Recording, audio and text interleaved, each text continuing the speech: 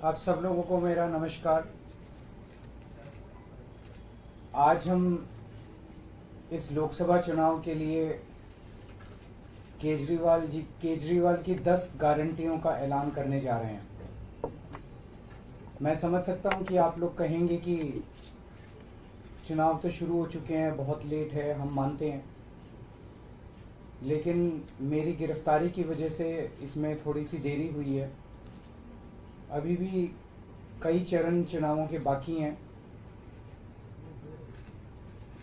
वैसे तो ये गारंटियां केजरीवाल की गारंटी के नाम से जारी की जा रही हैं।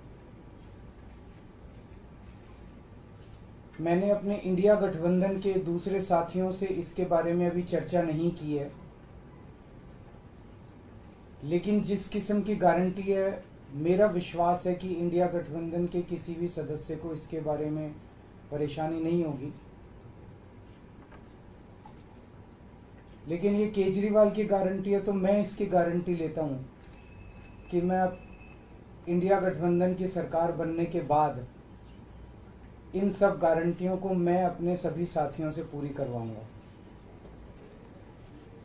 ये जो गारंटी हैं 10, ये एक तरह से नए भारत का विजन है। इनमें कई ऐसे काम हैं जो पिछले 75 साल में हो जाने चाहिए थे, जो भी कारण रहे नहीं हो पाए। इनमें कई ऐसे काम हैं जिनके बिना कोई भी राष्ट्र शक्तिशाली नहीं बन सकता। मूलभूत काम है, किसी भी राष्ट्र की फाउंडेशन का काम है, नींव रखने का काम है। उसके बिना राष्ट्र आगे नहीं बढ़ सकता। उन कामों को युद्ध स्तर के ऊपर अगले 5 साल के अंदर पूरा किया जाएगा। इसमें वो गारंटियां हैं जो इस देश के लोगों को महंगाई और रोजगार से छुटकारा दिलाएंगी, उन लोगों को रिलीफ दिलवाएंगी। आजकल देश में मोदी की गारंटी की भी चर्चा चल रही है। मोदी जी की पुरानी गारंटियों के बारे में मैं थोड़ा सा नजर डालना चाहूंगा। जनता तय कर लेगी कि मोदी की गारंटी पे विश्वास करना है कि केजरीवाल की गारंटी पे विश्वास करना है। मोदी जी ने गारंटी दी थी 15 लाख रुपए हर एक के अकाउंट में जमा कराएंगे, वो उन्होंने नहीं कराए। मोदी जी ने गारंटी दी थी हर साल 2 करोड़ रोजगार तैयार किए जाएंगे, वो उन्होंने नहीं किए। मोदी जी ने गारंटी दी थी स्वामीनाथन रिपोर्ट लागू करके उसके हिसाब से किसानों को फसलों के दाम दिए जाएंगे, उन्होंने प्रधानमंत्री बनने के बाद इसको खारिज कर दिया कि मैं नहीं करूंगा। मोदी जी ने गारंटी दी थी कि 2022 तक किसानों की इनकम डबल हो जाएगी, वो नहीं की उन्होंने। मोदी जी ने गारंटी दी थी कि 2022 तक इस देश के हर घर के अंदर 24 घंटे बिजली का इंतजाम किया जाएगा। आज भी देश के कोने कोने तो छोड़िए, देश के कई शहरों के अंदर बिजली के लाले पड़े हुए हैं, बिजली के बड़े बड़े लंबे लंबे पावर कट लगते हैं। मोदी जी ने गारंटी दी थी कि 15 अगस्त 2022 तक साबरमती और बॉम्बे के बीच में बुलेट ट्रेन चालू की जाएगी। अभी तक बुलेट ट्रेन का दूर दूर तक कोई नामो निशान नहीं है। मोदी जी ने गारंटी दी थी 100 स्मार्ट सिटीज बनाई जाएंगी। अब तो शायद ये प्रोजेक्ट ही खत्म हो गया, कोई स्मार्ट सिटीज। इस तरह की ढेरों गारंटी दी थी जो कि कोई गारंटी पूरी नहीं हुई। इसके पहले जब जब चुनाव आए, केजरीवाल ने गारंटी दी थी दिल्ली में और पंजाब में बिजली मुफ्त करेंगे, हमने बिजली मुफ्त कर दी। हमने गारंटी दी थी बिजली 24 घंटे करेंगे, हमने बिजली 24 घंटे कर दी। हमने गारंटी दी थी शानदार स्कूल बनाएंगे, हमने बच्चों की शिक्षा के लिए शानदार स्कूल बनाए। हमने गारंटी दी थी मोहल्ला क्लिनिक बनाएंगे, हमने जितनी गारंटी दी थी सारी गारंटी पूरी की। तो एक तरफ है मोदी की गारंटी, एक तरफ है केजरीवाल की गारंटी। मोदी की गारंटी का हम देख चुके हैं कि मोदी की गारंटी यकीन करने का लायक नहीं है। और अब तो अगली साल चूंकि मोदी जी रिटायर होंगे, तो उनकी रिटायरमेंट के बाद मोदी की गारंटी कौन पूरी करेगा, इसका भी कोई वो नहीं है। और केजरीवाल की गारंटी, केजरीवाल यही है, कहीं नहीं जा रहा, तो केजरीवाल की गारंटी पूरी करने की गारंटी केजरीवाल लेता है। 10 गारंटी क्या है मैं एक एक करके बताता हूं। सबसे पहली गारंटी है, देश के अंदर 24 घंटे बिजली का इंतजाम करेंगे। कैसे करेंगे? हमारे देश में 3 लाख मेगावाट बिजली प्रोड्यूस करने की क्षमता है, कैपेसिटी है। देश की पीक डिमांड, गर्मियों के अंदर पीक डिमांड, देश की सबसे ज्यादा डिमांड होती है 2 लाख मेगावाट। तो आज हमारा देश जितनी बिजली पैदा कर रहा है, पैदा कर सकता है, जितनी डिमांड है उससे कहीं ज्यादा बिजली पैदा करने की हमारी क्षमता है। लेकिन मेरे घर के अंदर फिर भी पावर कट लग रहे हैं। क्यों? मैनेजमेंट खराब है। दिल्ली में भी यही हाल था, पंजाब में भी यही हाल था। बिजली तो थी लेकिन मैनेजमेंट खराब था। हमने मैनेजमेंट ठीक करके दिल्ली में भी 24 घंटे बिजली का इंतजाम किया, पंजाब में भी किया, देश में भी करके दिखा सकते हैं क्योंकि हमें एक्सपीरियंस है। देश के गरीब लोगों को बिजली मुफ्त दी जाएगी। दिल्ली में करके दिखाई, पंजाब में करके दिखाई, पूरे देश के अंदर फ्री कर सकते हैं। 1.25 लाख करोड़ रुपए का खर्चा आएगा। एक ही कैलकुलेशन करके लाया हूं मैं हवा में गारंटी नहीं देता। केजरीवाल की गारंटी एक ब्रांड है मार्केट के अंदर। अगर हम कुछ बोलते हैं तो वो पूरी करते हैं। तो 1.25 लाख करोड़ रुपए का खर्चा आएगा। 1.25 लाख करोड़ रुपए हम इंतजाम करेंगे। 1.25 लाख, उसके अंदर पूरे देश के गरीबों को 200 यूनिट बिजली मुफ्त मिल सकती है। आज भी हमारे देश के गरीब लोगों को ये बिजली की पहली गारंटी थी। दूसरी गारंटी है शिक्षा की। कोई भी देश तब तक तरक्की नहीं कर सकता जब तक उसके हर बच्चे को अच्छी शिक्षा का इंतजाम ना कर दिया जाए। अगर किसी देश के अंदर ढेरों लोग अनपढ़ हैं, अगर किसी देश के अंदर ज्यादा बच्चे, कई बच्चों को बिलो स्टैंडर्ड, सब क्वालिटी, गंदी बेकार शिक्षा मिलती है, वो देश कभी आगे नहीं बढ़ सकता। आज हमारे देश के अंदर सरकारी स्कूलों का बुरा हाल है। 10 लाख सरकारी स्कूलों के अंदर 18 करोड़ बच्चे पढ़ते हैं जिनका कोई भविष्य नहीं है। दिल्ली के अंदर हमने करके दिखाया, पंजाब के अंदर करके दिखाया। देश के सारे सरकारी स्कूलों को शानदार बनाएंगे, अच्छे बनाएंगे, प्राइवेट स्कूलों से भी बेहतर बनाएंगे। और इस देश के अंदर पैदा होने वाले हर बच्चे के लिए, चाहे वो अमीर का बच्चा हो चाहे गरीब का बच्चा हो, अच्छी, शानदार और फ्री शिक्षा का इंतजाम किया जाएगा। अगर आप अमीर हैं, अपने बच्चे को प्राइवेट में भेजना चाहते हैं, भेजिए। लेकिन आप अगर सरकारी स्कूल में अपने बच्चे को भेजते हैं तो प्राइवेट स्कूल से किसी 1% भी कम नहीं होगी उस शिक्षा की क्वालिटी। ऐसी शिक्षा का इंतजाम गांव-गांव के कोने-कोने, देश के कोने-कोने में अच्छी शिक्षा का इंतजाम करेंगे। दिल्ली में किया, पंजाब में किया, हमें करना आता है, हमारी नीयत है। हम ये काम आजादी के वक्त हो जाना चाहिए था लेकिन नहीं हुआ। देर आए दुरुस्त आए, आजादी के 75 साल बाद भी हो गया तो बहुत अच्छी बात है। इस काम को करने के लिए 5 लाख करोड़ रुपए लगेंगे। 2.5 लाख करोड़ रुपए केंद्र सरकार देगी, 2.5 लाख करोड़ रुपए राज्य सरकार देगी। हर साल 5 साल में हर साल 50,000 करोड़ रुपए का खर्चा आएगा केंद्र सरकार को। 50,000 करोड़ तो कुछ भी नहीं। अगर 50,000 करोड़ रुपए सालाना खर्चे में मेरे देश के बच्चा अगर 18 करोड़ बच्चों को अच्छी शिक्षा मिल जाए, इससे अच्छा और क्या हो सकता है। तीसरा, स्वास्थ्य। अगर मेरे देश की जनता स्वस्थ होगी, बीमारी नहीं होगी, तो देश तरक्की करेगा। पढ़ी लिखी जनता होगी, स्वस्थ जनता होगी, तो ये 140 करोड़ लोग ही तो इस देश को आगे ले जाएंगे। कोई एक प्रधानमंत्री थोड़ी देश को आगे ले जाता है, जनता आगे ले जाती है। तो सब लोगों को अच्छे इलाज का इंतजाम करेंगे। आज अगर किसी को के घर में कोई बीमार हो जाए, बड़ी बीमारी हो जाए, सरकारी अस्पतालों का बुरा हाल है पूरे देश के अंदर और प्राइवेट वालों ने लूट मचा रखी है।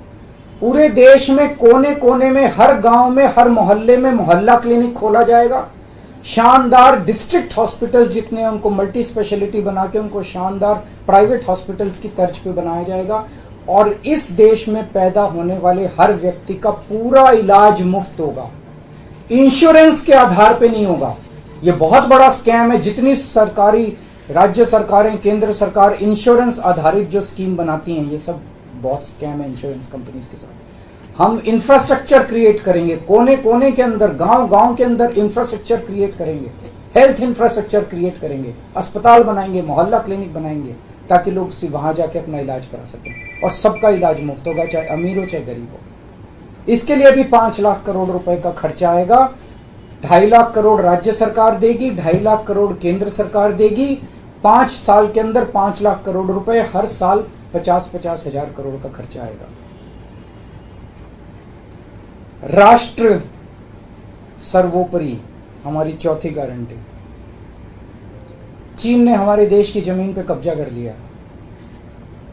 हमारी केंद्र सरकार से जब भी पूछा जाए, वो कहते हैं कोई नहीं आया, कुछ नहीं हुआ। सब जानते हैं, पूरी दुनिया जानती है, सैटेलाइट का जमाना है, सबके पास तस्वीरें हैं कि किस तरह से चीन ने हमारी सरजमी के ऊपर घुस के और उसकी हमारी जमीन के ऊपर कब्जा कर लिया। झुठलाने से समस्या का समाधान नहीं होगा, लोगों से छुपाने से समस्या का समाधान नहीं होगा। हमारे देश की सेना के अंदर बहुत ताकत है। हमारे देश की सेना को एक बार इजाजत तो दीजिए, उसको स्वतंत्रता तो दीजिए काम करने की। वो देखिए आपको जीत के लाती है। तो हमारे देश की जितनी जमीन पे चाइना ने कब्जा किया हुआ है, उस जमीन को चाइना के कब्जे से छुड़वाएंगे। इसके लिए एक तरफ डिप्लोमेटिक लेवल पे एफर्ट्स किए जाएंगे और सेना को पूरी स्वतंत्रता दी जाएगी कि वो इसके बारे में जो कदम उठाना चाहे कदम उठा सकती है। सेना को आज जो रोका जा रहा है वो रोका नहीं जाएगा। आज हमारी ये अग्निवीर योजना जो है कि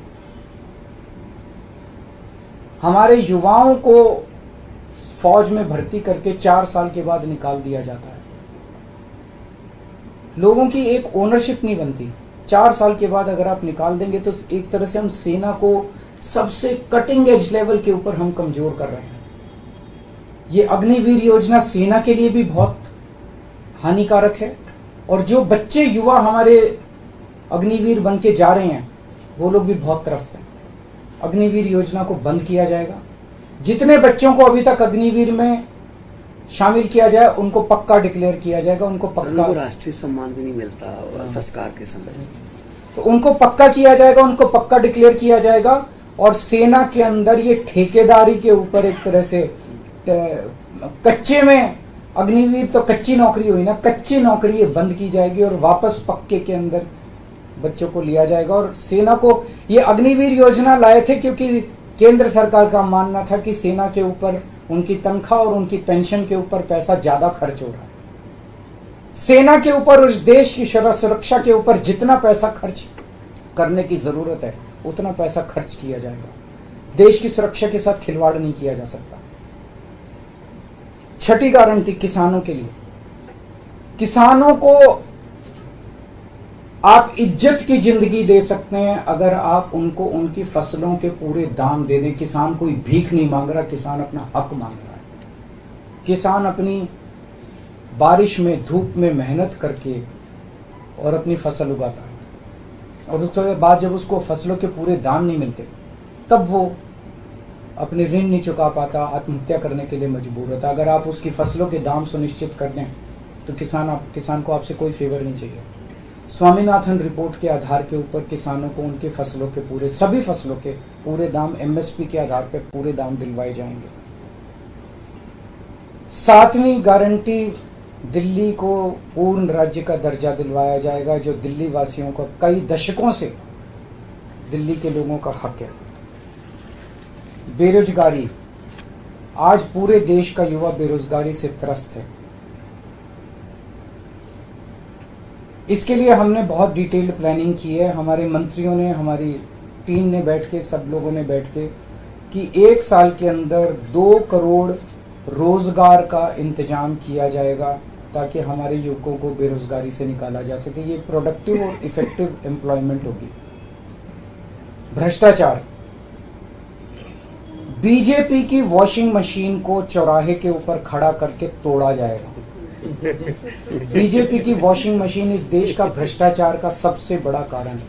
सबसे बड़ा सोर्स जो है वो बीजेपी की वॉशिंग मशीन है। ईमानदार लोगों को जेल भेजने और बेईमानों को संरक्षण देने की आज जो मौजूदा व्यवस्था है, इस व्यवस्था को समाप्त किया जाएगा।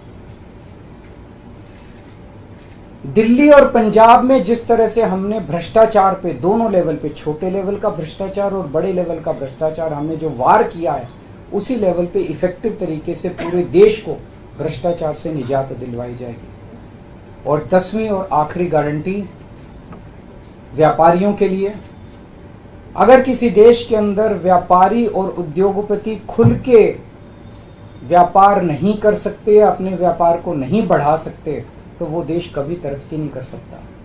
उस देश के अंदर कभी जॉब्स पैदा नहीं हो सकते। और ये डेटा बताता है कि पिछले 8-10 साल के अंदर इस देश के 12 लाख हाई नेटवर्थ इंडिविजुअल्स, बड़े बड़े अमीर लोग इस देश के अंदर व्यापार और उद्योग बंद करके विदेशों में चले गए हैं, क्योंकि इस देश के अंदर आतंक मचा रखा है सरकार, केंद्र सरकार ने, उन लोगों को डराने का, धमकाने का। जीएसटी को पीएमएलए से बाहर किया जाएगा, जीएसटी का सरलीकरण किया जाएगा, सारी प्रशासनिक और लीगल व्यवस्थाओं को सरलीकरण किया जाएगा और एक ऐसी व्यवस्था की जाएगी कि अगर इस देश के अंदर कोई सही तरीके से व्यापार करना चाहे तो वह व्यापार कर भी सकता है, उद्योग खोल भी सकता है, ज्यादा परमिशंस की जरूरत नहीं होगी और बड़े स्तर के ऊपर हम व्यापार को और उद्योग को, हमारा टारगेट चाइना को पीछे छोड़ना है, जो आज इस दुनिया के अंदर इसमें व्यापार में और उद्योग में और प्रोडक्शन में बहुत आगे है। हमारा कंपटीशन उनके साथ है।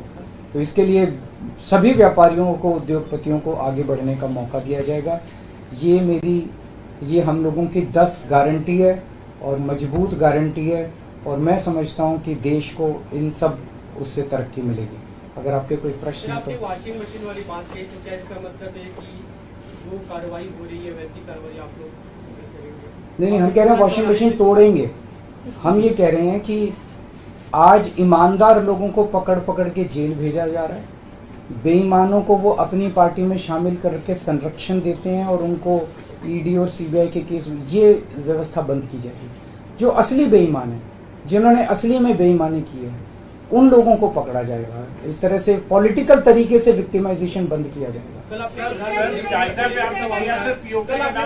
की उम्र को लेकर जो बात की, उसके गृह मंत्री का बयान है, उन्होंने कहा कि जो भाजपा के कानून में ऐसी बात नहीं लिखी हुई है और देश भर के लोग चाहते हैं उत्तर से दक्षिण तक की नरेंद्र मोदी प्रधानमंत्री। देखिए, कल मैंने बोला था कि मैंने क्या बोला था, 2014 में प्रधानमंत्री जी ने खुद ने कानून बनाया था, अपने नियम बनाए थे बीजेपी के लिए कि 75 साल की उम्र होने पे भारतीय जनता पार्टी के अंदर उनको कोई भारतीय जनता पार्टी अपने किसी भी नेता को किसी तरह की कोई जिम्मेदारी नहीं देगी और उनको रिटायर किया जाएगा।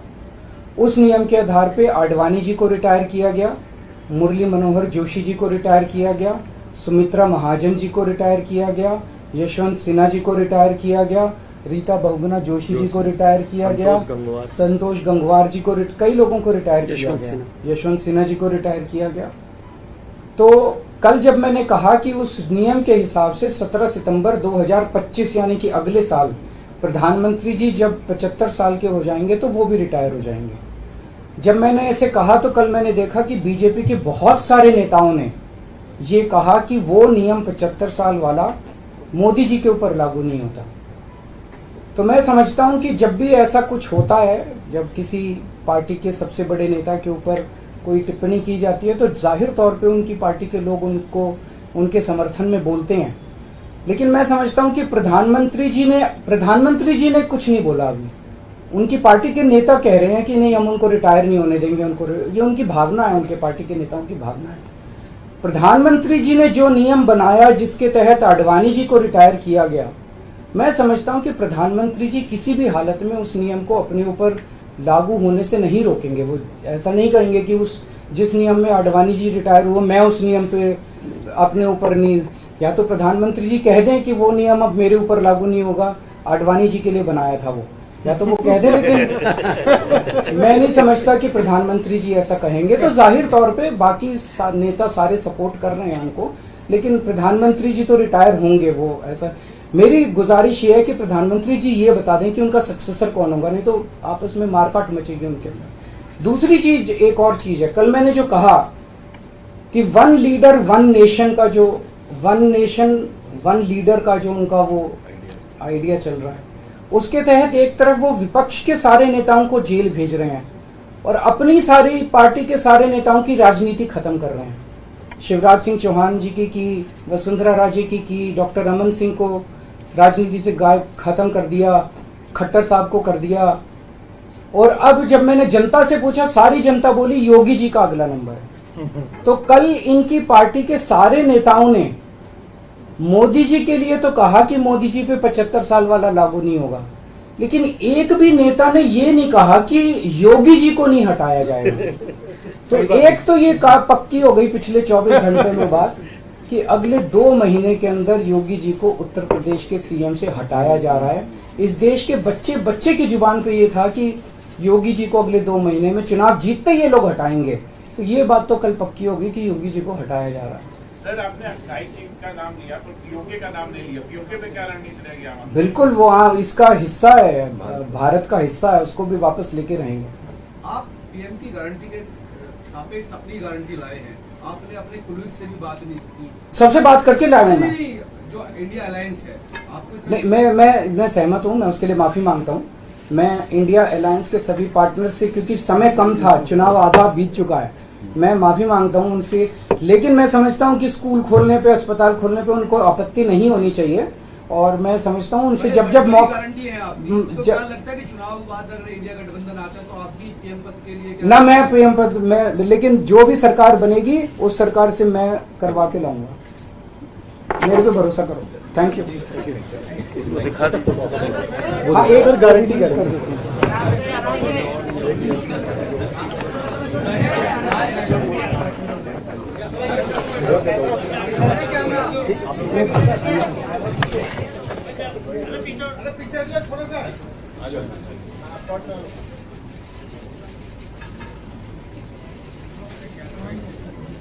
Thank you. How many seats are you winning in Delhi?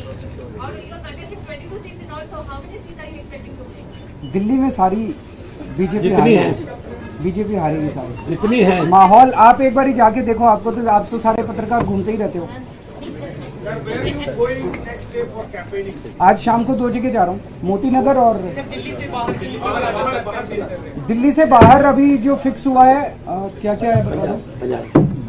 Bihar में महाराष्ट्र 17 तारीख को है, 16 तारीख को रांची है शायद, पंजाब उसके बाद है 16 तारीख को सुबह रांची है, शाम को पंजाब है, 15 तारीख को लखनऊ है और भी बन रहे हैं अभी। So you have Sir, will you be PM if India Alliance getting power? Akash?